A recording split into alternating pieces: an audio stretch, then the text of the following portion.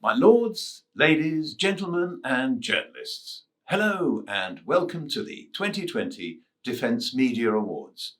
I'm sorry we can't be with you in Washington this year, but we're with you in spirit. So, on with the show.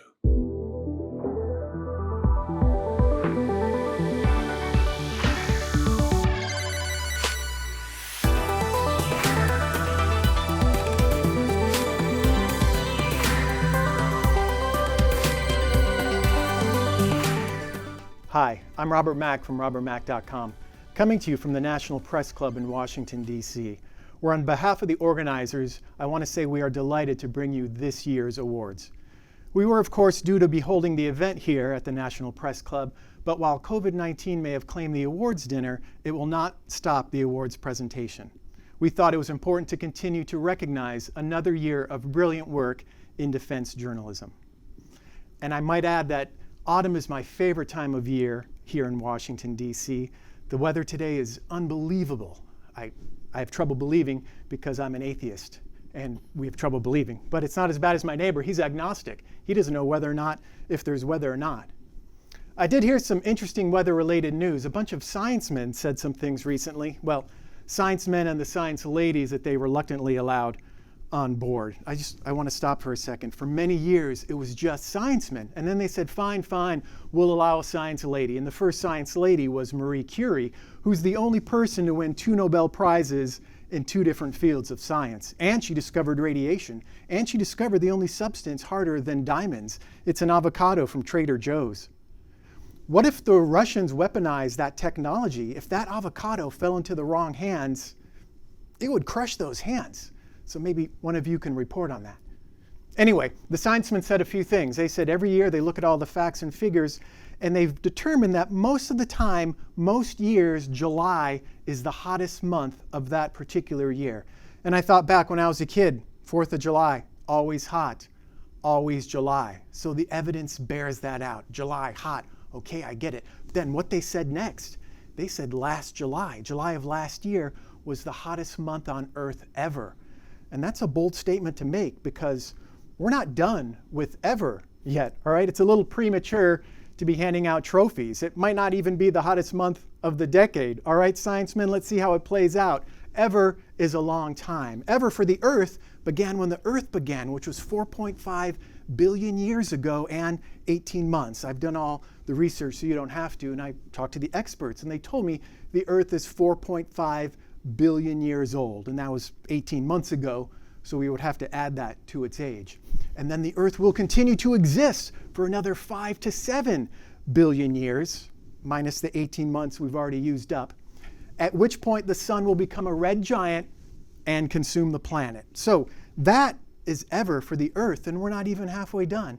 And you don't crown a champion before mid-season, okay? I'm no gambling guy, but if I were, I'd put all my money on probably the last month of ever. I bet you that's going to be kind of hot, I think, when the sun expands 250 times its size and turns into a 5,000 degree ball of nuclear fusion, vaporizing every atomic bond that holds the Earth's very existence together. That's got to be hotter than last July, I think, all right? When it gets hot, do what I do. Take a summer vacation to Alaska. Yeah, 7 days, 1 night. In beautiful downtown Alaska. That wasn't everybody. If you could please explain that one to the quiet people, I'd appreciate it, because that was virtually hilarious.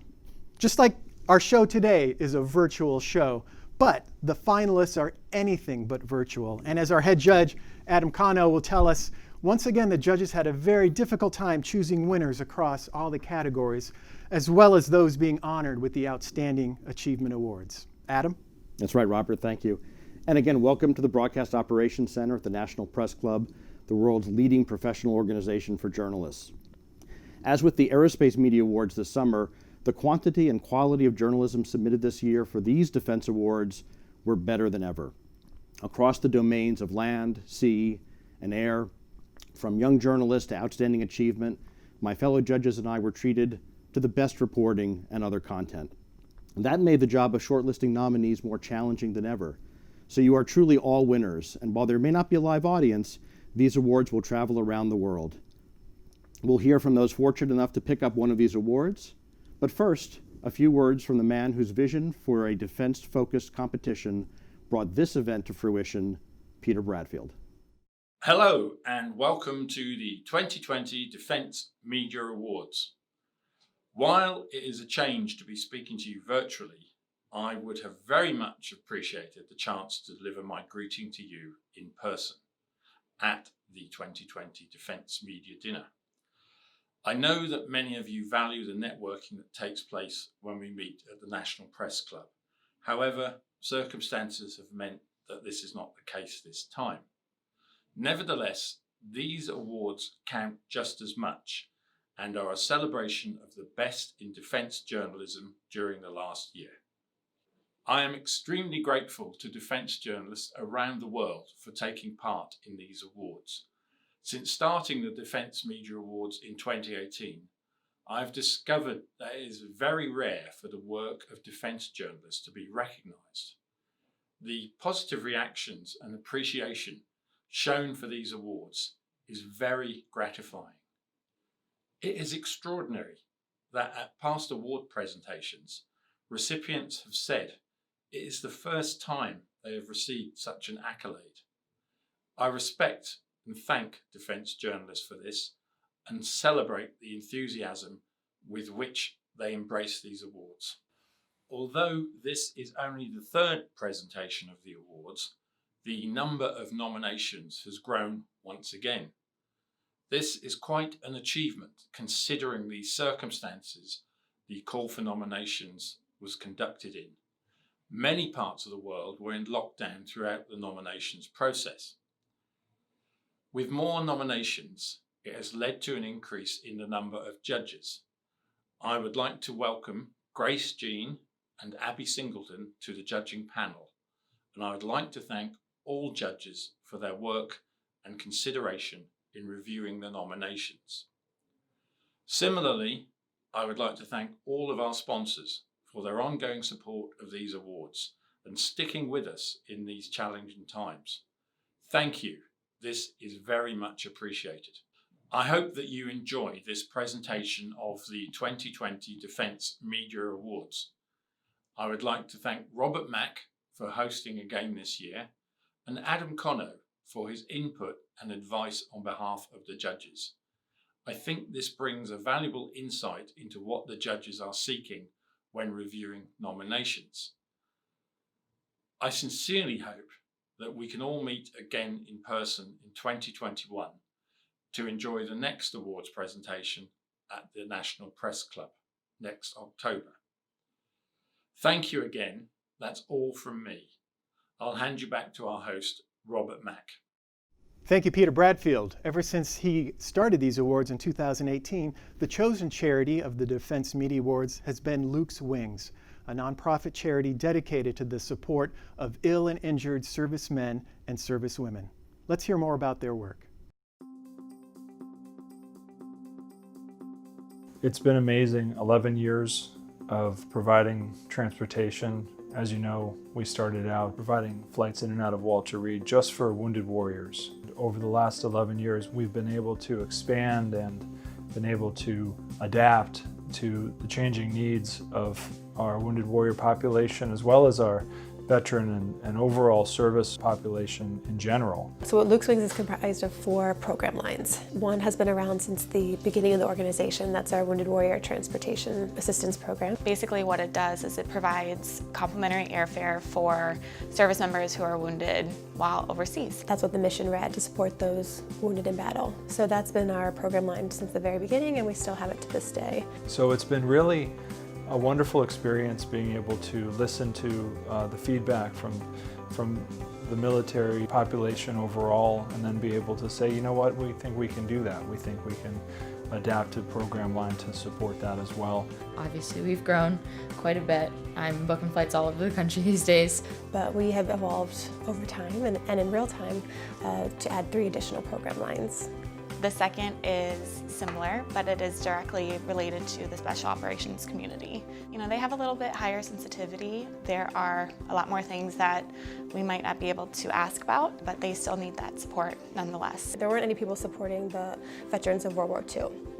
and having a loved one be bedside. So we made a program for veterans in hospice care to give the chance to say goodbye to the greatest generation. Which is really special. So we will provide flights for the loved ones of a veteran, oftentimes Korea, Vietnam. We'll provide flights for their loved ones to be bedside while they are transitioning into hospice or palliative care. And then lastly, honestly, as the phone was ringing, we were getting calls for people who were saying my loved one who's recently back from Iraq or Afghanistan now has cancer or a respiratory illness, and they need help for their treatments. Coming back from battle, their early 20s, they have some strange, obscure cancer. What is that? Why are they getting it? And, more importantly, why aren't we providing flights for their families to be by their bedside? It's very hard when you literally come to the office and you answer the phone and you hear people asking for help for the exact same thing and they're not getting help somewhere else. You can't help but say, I think there's a gap here, and what can we do to help? Which of course is why we ultimately defined a program line around that. And so a good portion of our flights today are for ill and injured, especially for cancer. As long as there's a battle somewhere and as long as our service members are ill and injured, we're going to try to keep them with their families during their recovery. And as long as our veterans are growing old and entering hospice care, we want to continue to make sure that they're never alone when they pass away. Right. Let's get the Defense Media Awards underway, starting with Best Young Journalist, sponsored by NAMO.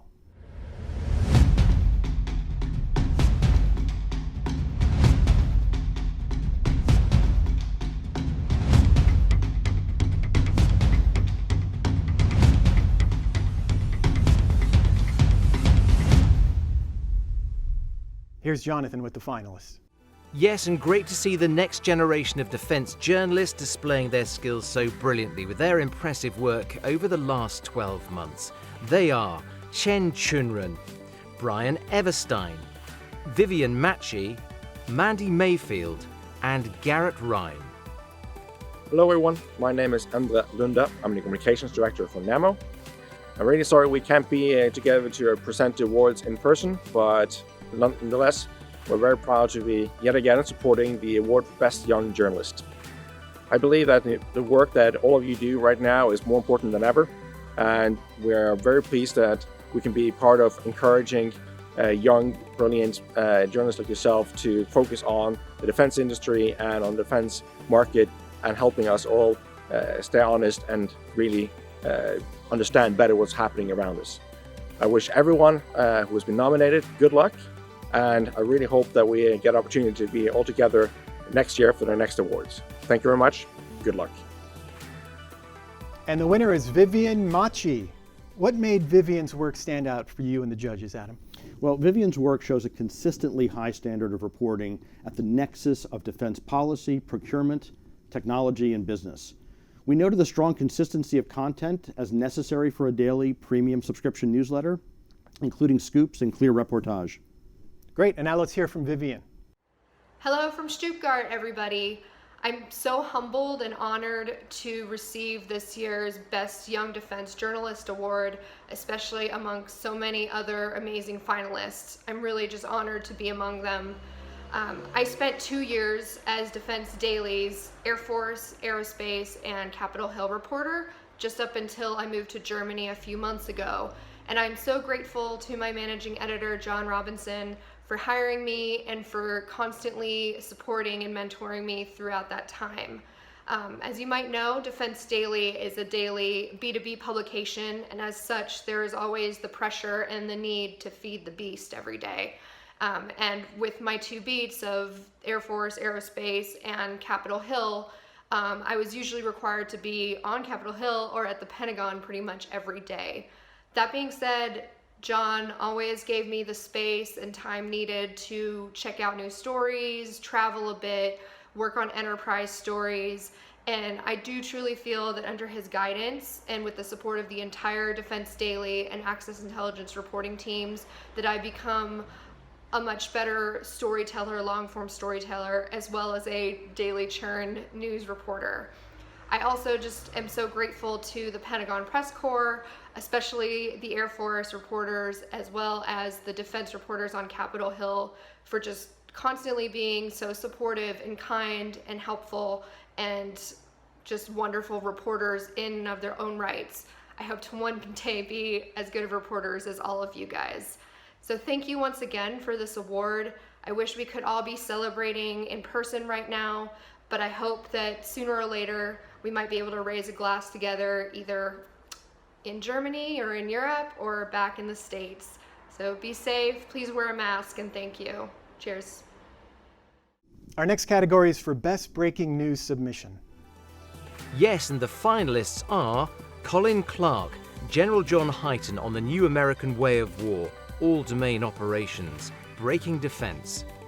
Megan Eckstein, USS Harry S. Truman suffers major electrical malfunction, raising questions about upcoming deployment, USNI News. Brian Everstein, Air Force stops T-38 formation landing training following 2019 fatal crash, Air Force Magazine. Mike Gruss, defense leaders in Congress ask Trump to stop Ligado plan, C4I SRNet. And Ashley Rock, industry questions US Army's Strikers upgunning competition, Jane's Defense Weekly. Here they all are, the finalists for this year's Best Breaking News Submission. And the winners are Mike Gruss and Aaron Mehta. Now, Adam, I've stopped watching the news. It's the worst show on television. But all seriousness, what makes this piece so important? Well, Robert, Mike and Aaron's reporting helped expose one of the biggest U.S. defense stories of the year, one that escalated from policy up to politics. We appreciated their use of sources and research on the civilian and defense side of the subject, and it resulted in an impressive scoop that has been the subject of discussion in recent months in the halls of Congress and the Pentagon, Robert. Great. Let's hear from both of our winners. First, from Mike. Hello. First, thank you. On behalf of my colleague Aaron Mehta, we'd like to thank you for this recognition of C4I SRNet and Defense News for our coverage of the dispute between the FCC, Ligado Networks, and the Department of Defense. Spectrum licenses are not supposed to be the stuff that comes up in journalism awards, especially in the breaking news category. But we are grateful for your kind words and honored to be part of the ceremony. This recognition feels especially gratifying because when we started reporting the story, some analysts told us every few months someone gets this story wrong. We are thankful to our sources who trusted us to get it right. Finally, this was one of the first big stories we broke after the pandemic started and began working from our home offices.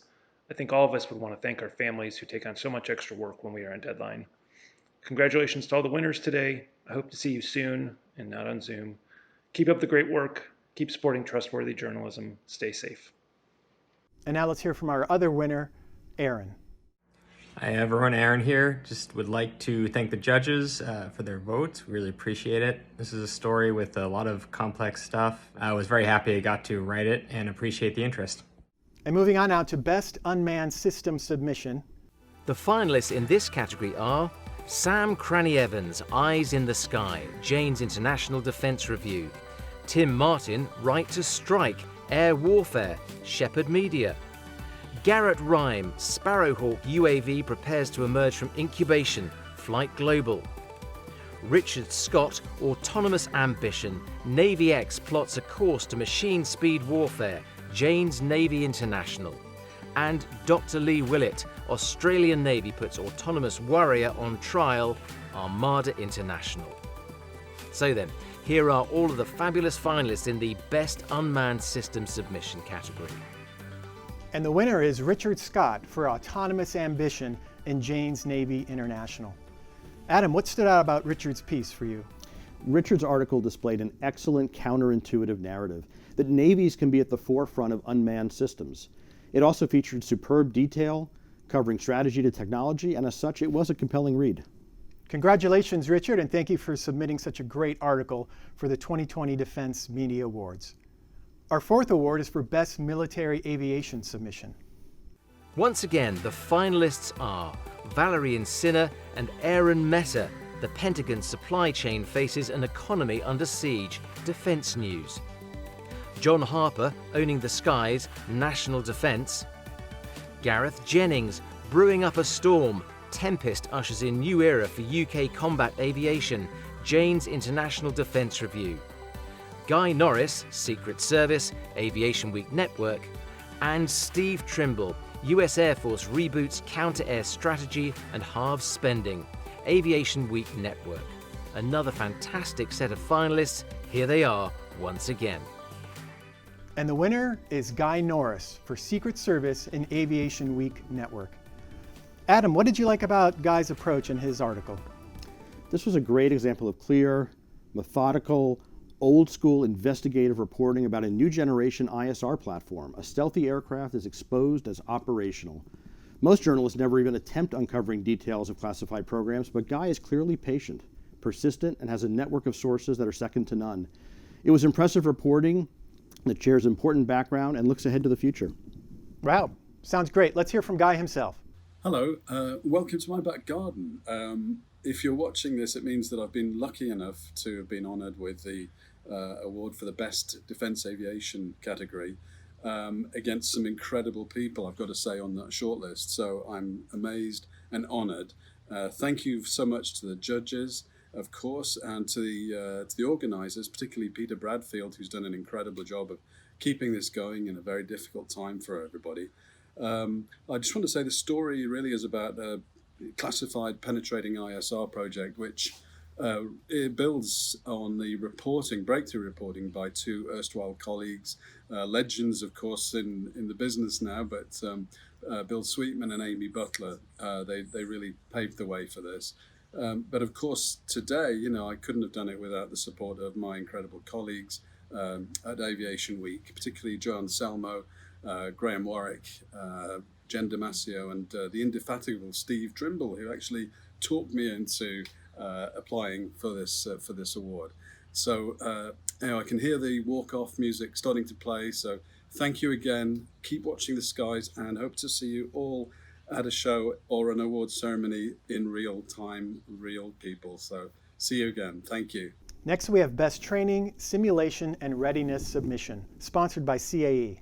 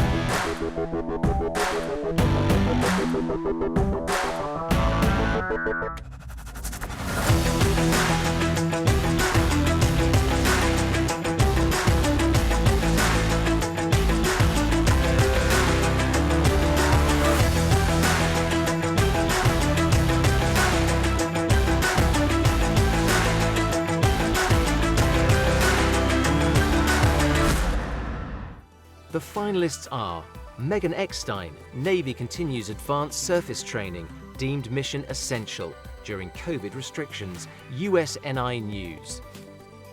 Brian Everstein, Combat Heavies Air Force Magazine. Stu Magnuson, Marine Corps training shifts to great power competition, National Defence. Trevor Nash, Baltic Balance, military training and simulation news, published by Shepherd Media. And Jennifer Lee Oprihori, USAF brings pilot training next to regular training in experimental curriculum, Air Force Magazine. A reminder then of all the best training, simulation and readiness submission finalists. Hello, and on behalf of CAE, I would like to welcome viewers to this online presentation of the Defense Media Awards. Ever since these awards started on the eve of AUSA 3 years ago, CAE has been the sponsor of the Best Training, Simulation, and Readiness category. As a company focused on providing training as well as mission and operational support solutions, we're proud to associate our brand with this category because we all know defense forces must be ready when their nation calls. These submissions highlight some of the training and preparation that's a constant in the military, and we'd like to congratulate all the finalists and the winner about to be announced. While the defense industry at large may have been spared some of the extreme impacts COVID-19 has had on other industries, that doesn't mean the effects haven't been felt. However, the global defense media has persisted and continued to deliver outstanding coverage. Thank you for your ongoing contributions. Let's hope we can meet in person next year at the National Press Club in Washington ahead of AUSA 2021. And the winner is Brian Everstein for Combat Heavies in Air Force Magazine. What made Brian's piece stand out for you, Adam? We thought Brian's article exhibited an excellent level of on-location detail with compelling imagery. On the surface, this is a story about a military exercise, yet the real-world implications really come through strongly, gifting the article added relevance and urgency. And now let's hear from the winner, Brian. Thank you so much to the Defense Media Awards for this award. It is really an honor to be recognized alongside other great journalists and friends. While it's unfortunate that we all can't be together to celebrate the great journalism we've produced, I want to say my congratulations to everyone who has been highlighted for the great work that they do. Hopefully we can all be together again next year. Let's move on now to Best Digital Defense Submission, which includes video reports, podcasts, and online news reports. Jonathan? The finalists are Lee Hudson, Inside the THAAD Interceptor Facility, Aviation Week Network. Vivian Machi, The Business End Podcast, Space Force Ready to Launch, Defense Daily. Vargo Muradian, Defense and Aerospace Report. Dan Parsons, What's it like flying an X-2 helicopter at nearly 300 mph, Rotor Radio for Vertical Magazine. And Shepherd Media's weekly defense podcast, COVID-19 Impact Accelerates, Swedish Defence Minister interview, and Brazil enhances Guarani. Some more fascinating submissions from all of our finalists here.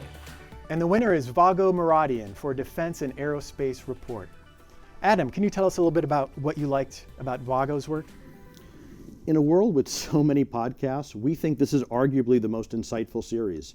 It features an all-star lineup of top industry analysts, government officials, and company executives who go beyond the run-of-the-mill sound bites. And that's a credit to Vago's push beyond the headlines. In turn, his guests provide a perspective that many of us put to good use week in and week out. Now let's hear from Vago. Hello, and thank you for this great honor, and congratulations to my fellow nominees and winners who are as accomplished a group of journalists as we have in our business. I'm also very sorry that we can't gather in person to celebrate as we normally would. Still, I'm truly lucky to work with so many talented guests and panelists who've made our program the success it is. And we're also extremely fortunate to have such a thoughtful and supportive audience. I'm grateful for the opportunity to share screen and pod time with them each and every day. I also wanted to thank the talented team who've worked behind the scenes over the past 4 years to help make our video and audio magic a reality, including our sponsors, the CELO Agency, and especially my producer, Chris Cervello. Peter, thanks very much again. Best to you all. Stay safe and keep doing what you're doing. It's never been more important. Thanks so much again. Adam, we've heard a lot about the judges and who they like. Can we hear a little bit about them? Sure. Joining me on the judges panel this year are longtime aerospace and defense writer Mike Gething, Boeing Defense, Space and Security communicator Steve Lott, Sierra Nevada Corporation Strategic Communications Director Greg McCarthy, Fleischman Hillard Senior Vice President, Senior Partner, and General Manager George Thompson, U.S. Navy Strategic Communications Director Grace Jean, Singleton PR CEO Abby Singleton, and CAE Marketing Communications Director Chris Stelwag. Peter and I thank them all for their contributions to tonight's awards. Robert? Let's continue on with the 2020 Defense Media Awards. Next is Best Land System Submission, sponsored by Northrop Grumman.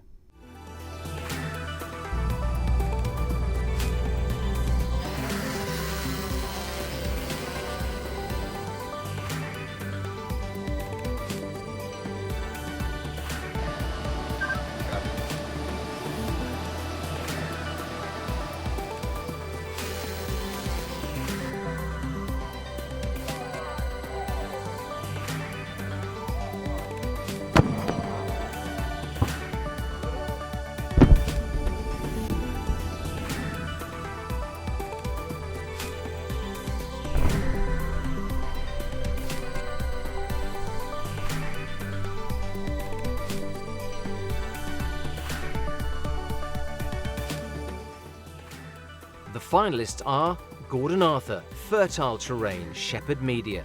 Tim Guest, Ground Mobility, crucial on tomorrow's battlefield, European security and defence.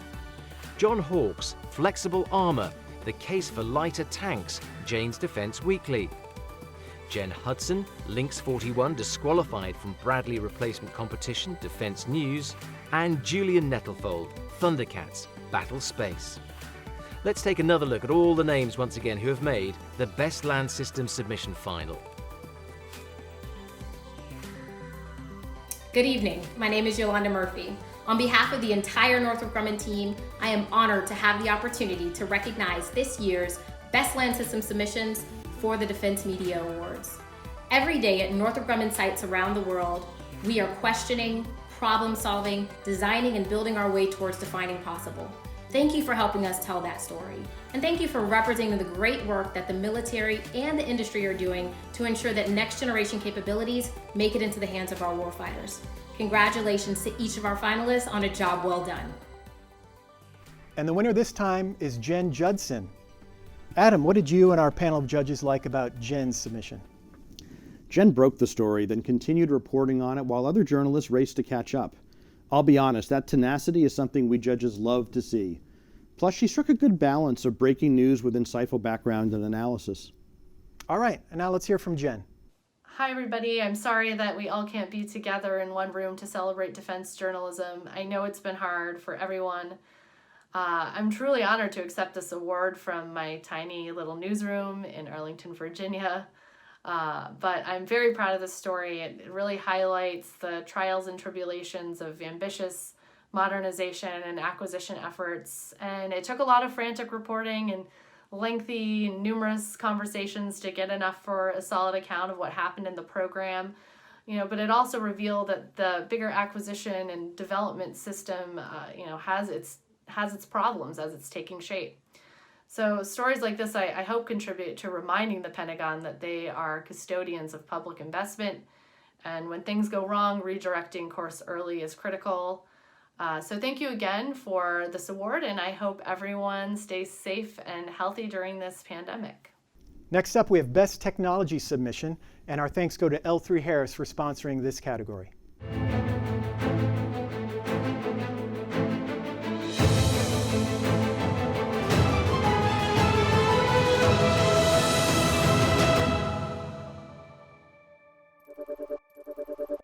Our finalists are Mark Cazalet and Sam Cranny-Evans. Bulletproof, Nothing to Lose. Russia addresses AFV armor and armor defeat challenges. Jane's International Defense Review. Aaron Mehta, Inside America's newly revealed nuclear ballistic missile warhead of the future. Defense News.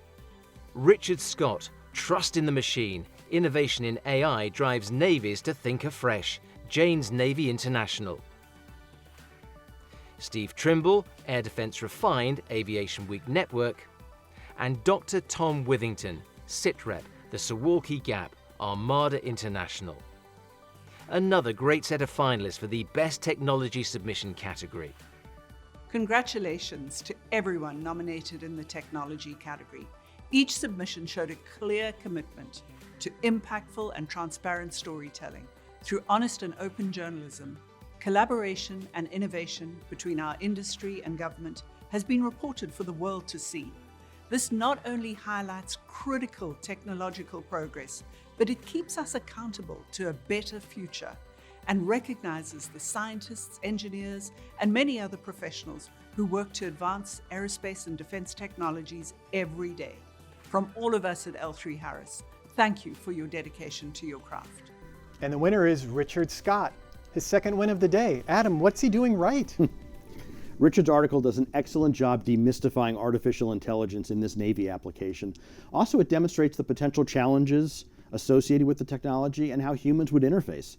Finally, the article has good government and industry sources, plus 2 useful sidebars. Congratulations again. Let's hear from Richard. So, good evening, everyone. Well, I'm surprised and delighted to be the recipient of this award. I know we don't write to win plaudits, but it's nonetheless extremely gratifying to be recognised by the judges. So thank you to the organisers and the sponsors of the Defence Media Awards, and of course to Jane's for publishing my work. I'd also like to pass on my congratulations to all the other journalists who were shortlisted in this category, and indeed to all those whose work has earned them a place at these awards. I know that many of you will be as frustrated as I am that in current circumstances, with the cancellation of so many shows and events, has made it so much more difficult to do the job in the manner to which we would like. So take care, everyone. Let's hope we can get back to some level of normality in 2021, and I look forward to seeing you all then. Still plenty more to come in the 2020 Defense Media Awards, including our next category, which is Best Naval Systems Submission, kindly sponsored by Northrop Grumman.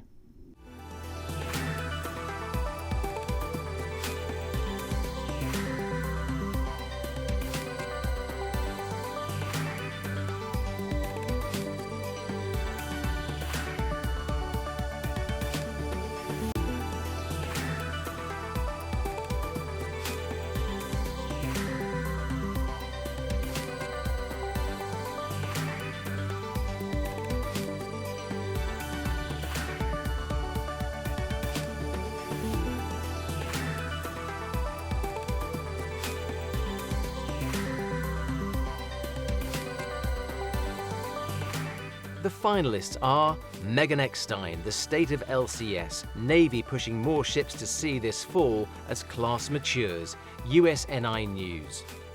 John Harper, Eagle versus Dragon, how the US and Chinese navies stack up, National Defense Magazine. David Larter, Naval Warfare, Defense News. Richard Scott, Carrier Countdown, Jane's Defense Weekly. And Dr. Lee Willett, Sense, Send and Strike, Armada International. Some great titles and some worthy finalists in the Best Naval System Submission. Hello again. This year's submission for the Best Naval System features are truly outstanding. On behalf of Northrop Grumman and the more than 90,000 employees that we have around the world, congratulations to our finalists on your efforts. But not just for these works, but for the dedication that you have shown to covering the defense industry, particularly in such trying times. Defining possible is at the heart of everything that we do, compelling us to solve challenges from below the waves to above the atmosphere. Thank you for sharing in that devotion, and we look forward to a time in the very near future where we are able to share these stories with you once again in person. Until then, be well. And the winner is Megan Eckstein for the state of LCS, Navy pushing more ships to sea this fall as class matures. What did you like about this piece? This was a truly comprehensive two-part article on the improved state of the much maligned littoral combat ship program here in the U.S. It demonstrated an excellent balance between past, present, and future, plus we really liked Megan's use of government and industry perspectives. And now let's hear from our winner, Megan.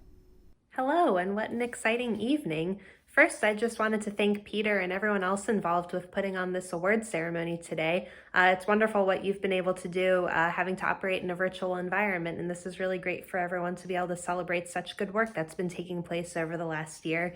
Thank you very much for this honor covering naval systems. It's obviously the bread and butter of what I do at USNI News.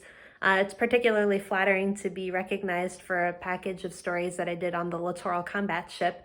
I started covering the Navy full-time about 9 years ago, and one of the first programs I was able to dive into was LCS. It's come a long way since back then.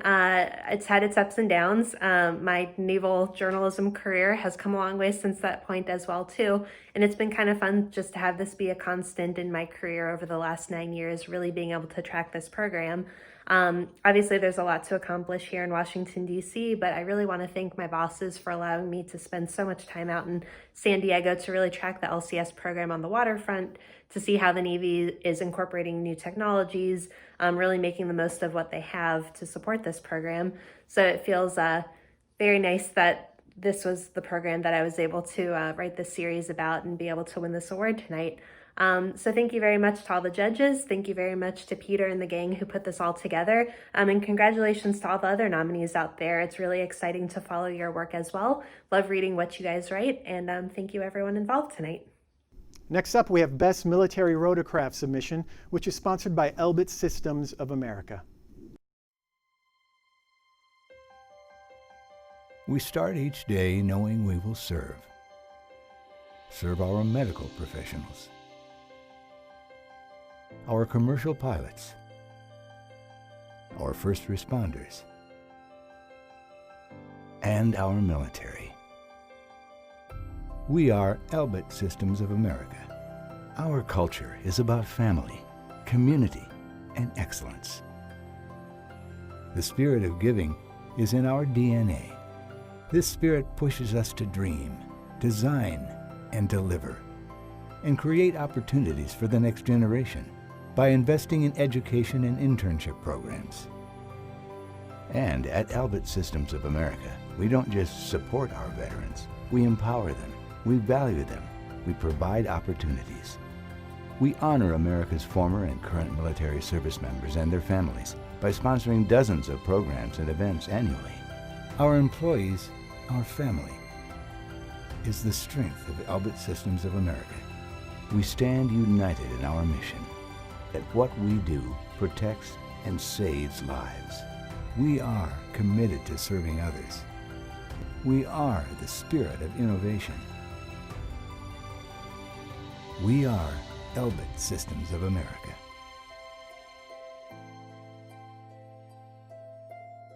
The finalists are Christopher Fries, The Disaster of the Century, Check6.com.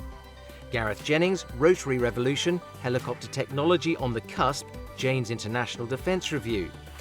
Tim Martin, Heavyweight Defence, Shepherd Media. Dan Parsons, After the Storm, Vertical Magazine.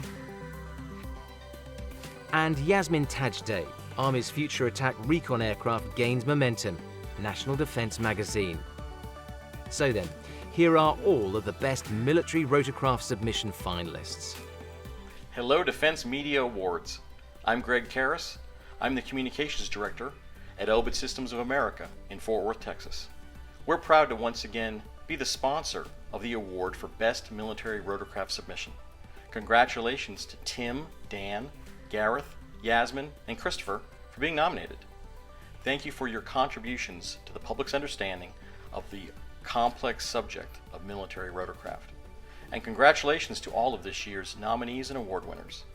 The defense media continues to provide consistent, objective, credible, and informative news about our industry, and for that I thank you. Also, our thanks to Peter Bradfield and all of our fellow sponsors for organizing and supporting this great event. We hope to see all of you again in person next year. And the winner this time is Christopher Fries for The Disaster of the Century. All right, Adam, what should we take away from the disaster of the century?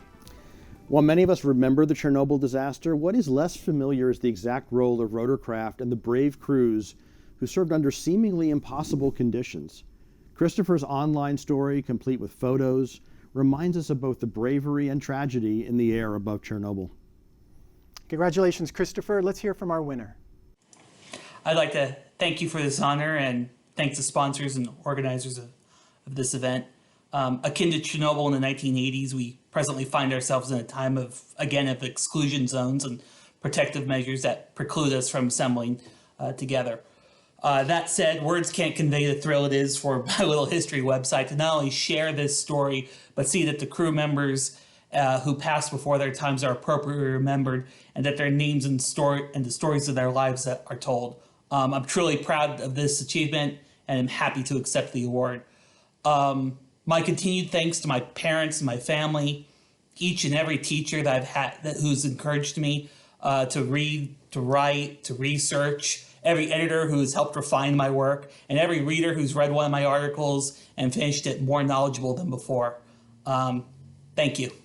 Our next award is sponsored by Boeing, and it is the John Morocco Award for Best In-Depth Defense Reporting. This award is in memory of the great Boeing communications executive, John Morocco. This is a very popular category, always attracting a large number of nominations.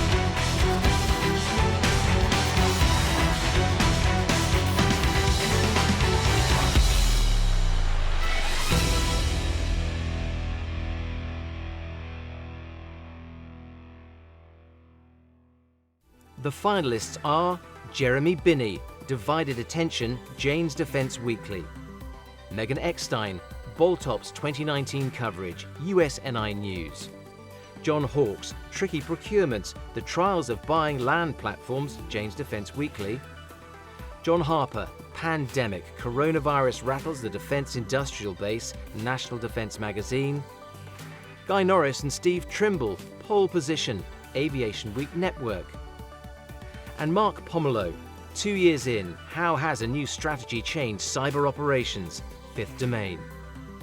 More in-depth defense reporting from the finalists in our penultimate category. Hello, I'm Todd Blecker, Communications Director for Boeing's Defense and Space Unit.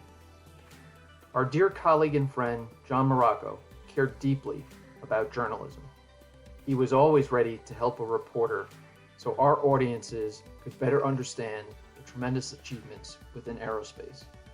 John would be very impressed with the quality of work you all are doing. It is Boeing's honor to once again sponsor this award in John's memory. Congratulations, and thank you for setting such a high bar for journalism excellence. Due to the number of entries, there are 2 awards for the John Morocco Award for the Best In-Depth Defense Reporting. There are indeed, Jonathan. This year, the judges' commendation goes to Mark Pomerleau for 2 years in, How Has a New Strategy Changed Cyber Operations, in the Fifth Domain. Now, what did you like about Mark's piece, Adam? Mark provided us with a clear and compelling analysis of past and current U.S. cyber activities. Also, he used good named and unnamed sources within the government and independent outsiders. Mark has been kind enough to send the following statement. I'd like to thank my editorial team, Mike Gruss and Chris Martin, as well as my C4ISRnet and Defense News colleagues. It's a pleasure working with you every day, and I'm really excited for what's in store in the coming year. And this year, the winner of the John Morocco Award for Best In-Depth Defense Reporting is Jeremy Binney for Divided Attention in Jane's Defense Weekly. Adam, what do you have to add to this submission? This ranks as the best analysis of Iran's brazen 2019 attack on Saudi Arabia's oil facilities, with strong analysis of the event, how it happened, and why it wasn't stopped. Jeremy's work contained an excellent infographic of Saudi Arabia's air defenses too, and that visual really enhanced the story. And now let's hear from our winner, Jeremy. It's a great honour to accept the John Morocco Award, the Defence Media Awards. Have to thank a few people. I'd like to thank firstly Sean O'Connor, who is our satellite imagery analyst. He helped to verify the Patriot air defence batteries that I was finding in Saudi Arabia. Then we took that information and gave it to the design department, and they put together probably what was the most complicated info map they've done to date, showing not only where those Patriot batteries are now, where they were before the Yemen war, and in which direction they are oriented. Then have to thank our features editor, Lucy Bullen, and the editor of Jane's Defense Weekly, Pete Felsted, for then getting the map, the words, and the pictures all together and getting that onto page for the magazine. I'd also like to give a thank you to Peter Bradfield for organising the Defence Media Awards. It's just great to have a little bit of recognition in our sector every so often. Thank you. Every year we also honor those who have not just made a contribution over the last 12 months, but have made outstanding achievements throughout their career. The Outstanding Achievement Award category is sponsored by Lockheed Martin. At Lockheed Martin, every mission is an expedition of the greatest importance, both to you and to us.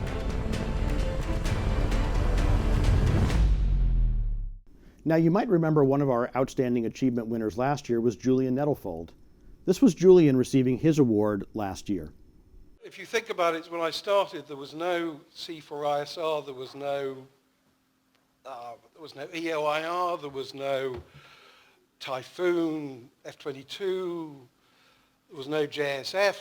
Look what we've got now. I mean, it's just, the ride has been unbelievable, and it's been fun, and I must thank particularly the American companies who've been absolutely fantastic in supporting Battlespace. Without them, particularly because I worked for ITT, I launched the Bowman radio when Adam and I worked together first in 1992.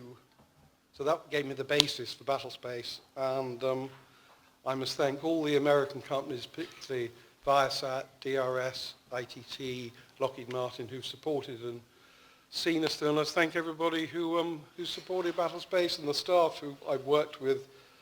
My two guys, the web designer and the producer, we've worked together for 23 years and we've never had a rise. So thank you all very much. I'm honored. That was Julia Nettlefold in 2019. Our first Outstanding Achievement winner this year is Alex Quaid. At a time when so many news organizations have closed bureaus and retreated to their studios, Alex puts her life on the line to cover war from some of the world's most dangerous locations. Let's hear from Outstanding Achievement Award winner Alex Quaid.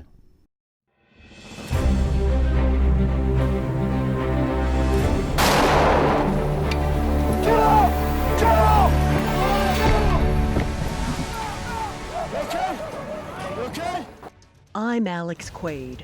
Well, welcome to friggin' Iraq. A combat reporter who covers special operations as a freelance one-man band downrange. He's running. Good. Gun ready. What are some of the things you guys are concerned about when you're actually going into a potentially hot landing zone? What was it like for you for the first time when you came under fire? It was pretty intense. Does it bring it any closer to home that, hey, you're going over there? Makes me think long and hard about it. And a lot of this you're doing is with CAS, with Close Air Support. The actual vehicle becomes a bomb. It is a bomb. We've ran across 3 here in the last week. Thank you, Defense Media Awards and sponsors, for honoring my life's work and career thus far. This award belongs to the service members and their families who had the courage to let me in to share their stories. The thing that people tell me all the time is, no regrets or, don't second guess yourself. People have never been through an experience like that. I first embedded with the troops in 1998. Producer Alex the Desert Fox Quaid took quickly to the desert. Her correspondent did not. For many in this company of Bradleys from Fort Benning, coming here to the Udari Range in the Kuwaiti Desert is coming back to a place they've been before. Did some substitute anchoring for CNN networks in Berlin and Atlanta. With a second round of Kosovo peace talks set to begin Monday, neither side has endorsed the interim agreement. But my heart was always in the field. And I never looked back, embedding with every service on missions downrange. Whether for CNN, Definitely a light moment amongst these very heavy and powerful follow-up stories. Alex Quaid, CNN, Kabul, Afghanistan. for the New York Times, Some units inside our formation in contact. Send the conditions for us to come in and do our air assault. Oh God, here we go again. magazine cover stories, front page news stories, or Hollywood documentaries. We have one individual up on the roof. We're just on it. I knew that I had hurt myself badly, but I wasn't going to quit. With billboards in Times Square. I challenge myself so the audience keeps learning. I've always tried to top my last exclusive. Get the first access. Get the story nobody else has. How'd you get access to him? What was the reason he was talking to you? Open doors never opened to the media before. In the chaos of Iraq. And document history. Just 34 men on horseback. Sounds like something out of a movie, but this is real. This happened. Horse Soldiers of 9/11, a film by war reporter Alex Quaid. I'm Gary Sinise. My goal is simple. Make the inaccessible feel relevant. Bring the audience along to share the human experience in combat. You know you're going into a fight. Nobody even expects to die, but you know you're going into combat. That could happen. Make people pay attention. Engage! And shake them out of indifference. Yeah. 411-704, good hit. So thank you again, Defense Media Awards and sponsors. Can't wait to meet and thank all of you in Washington, D.C. next year, when Hachette publishes my first book on SOF and CAS Ops. Please go to alexquaid.com for more stories, videos, and contact info. Meanwhile, stay safe and healthy. Cheers. The other outstanding winner from 2019 was Colin Clark from Breaking Defense, who was truly inspirational. This is what Colin had to say at last year's presentation. Even more than that, our readers are really lucky because they are getting something that they don't get in most daily newspapers, maybe from a couple of the wires. But for the most part, the American people are very badly served by our colleagues in the mainstream media. And I think a lot of that's because very few of them have any military experience. They're editors these days.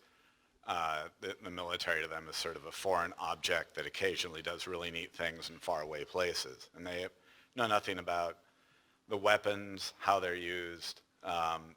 And this room is full of people who know exactly those things. Yeah, all of you guys. And what we do in that sphere is really important because we change how our governments, when we're lucky, and it's often lucky, and we find out that something's not working as well as it should, that something's costing too much, that something just doesn't work like everybody remember FCS? Thinking of AUSA?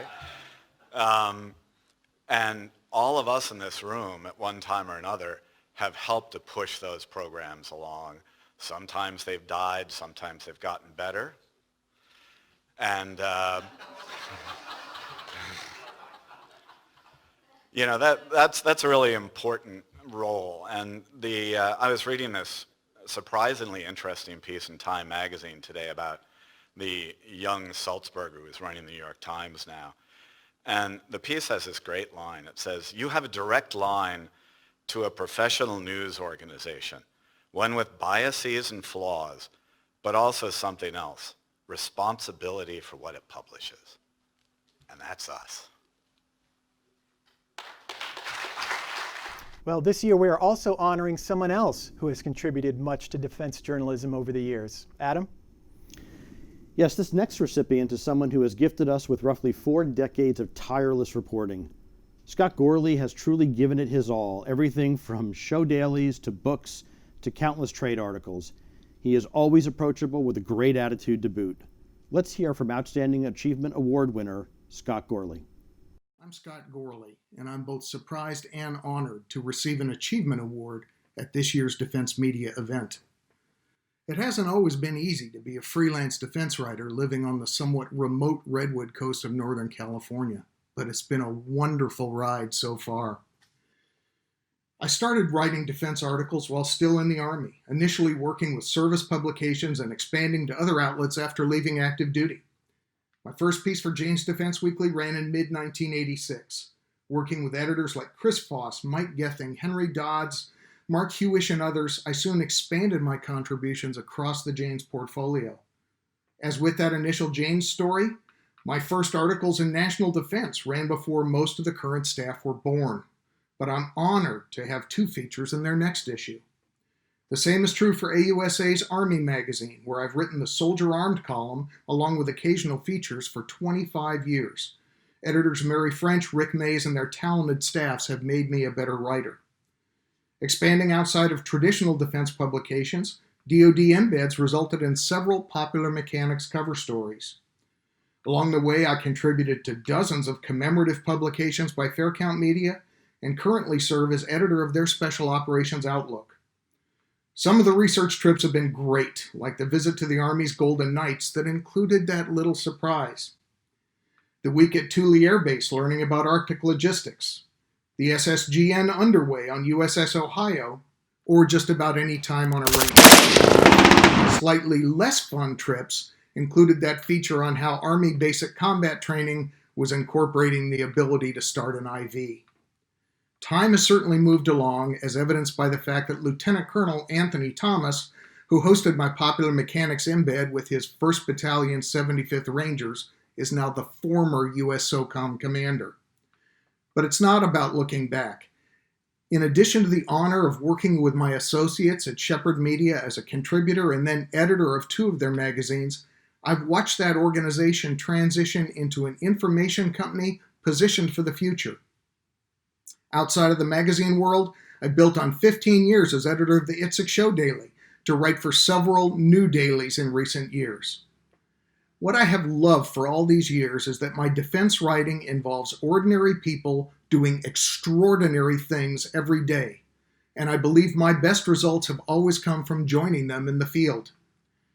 Time restrictions keep me from naming everyone who deserves my gratitude, but thank you again to my amazing editors, friends, and colleagues. Finally, my deepest thanks go to one more person, my wife Gail, who believed in me so many years ago when I told her that I thought I could make it as a freelance defense writer. Thank you. Congratulations, Alex and Scott, as well as to all the nominees and winners across all of our categories. That is almost it from this year's Defense Media Awards. A little bit different, but we hope just as enjoyable. Earlier, we heard from the outstanding work carried out by the charity Luke's Wings, and they have recently celebrated their 10th anniversary. So today's presentation will close with their 10th anniversary video.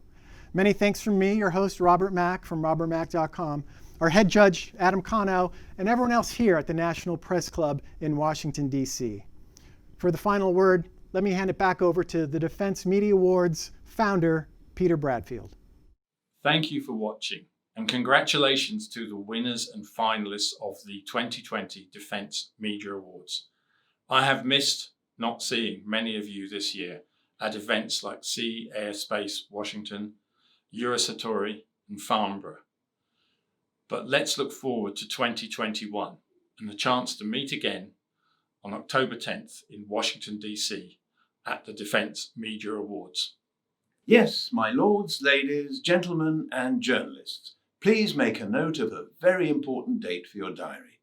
Next year's Defense Media Awards will be held on October the 10th, 2021, when, one way or another, we will come together and celebrate. We hope you can join us.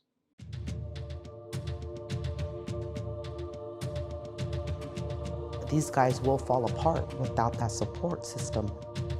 Luke's Wings. Luke's Wings. Luke's Wings. The nonprofit works to reunite heroes with their families. It's our service members who have willingly volunteered to go out and get injured on our behalf. I think that we owe it to them. He detonated. That was the day that everything changed for me.